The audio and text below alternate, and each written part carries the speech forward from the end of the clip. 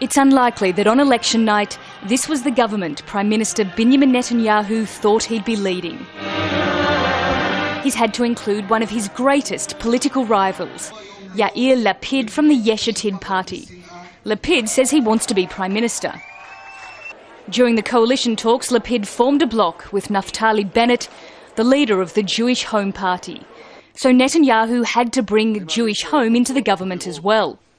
Where it's problematic for him is he has these rivals now within his cabinet who can make trouble for him all the time. That's going to be his problem. The sense that, we've got a coalition now, everything's going to be okay, I don't think so. Yesh Atid and Jewish Home refused to be in the government with Israel's hard right, the ultra-Orthodox parties. So Netanyahu had to leave out his traditional allies. The Prime Minister's new partners want ultra-Orthodox religious students to serve in the army, something they currently don't do. Many secular Israelis say it's time the exemption of yeshiva students from the military ended, and they shared the so-called national burden.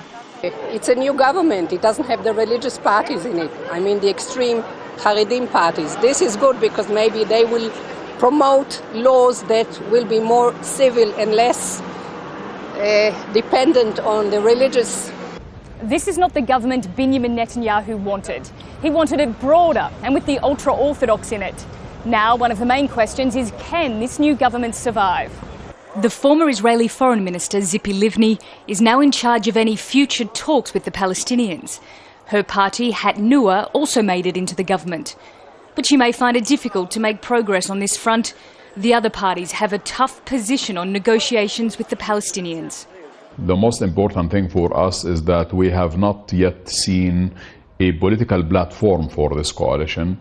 It seems what has been leaked in the Israeli papers that this coalition is intending to have 1 million settlers in the Palestinian territories in the coming 4 years.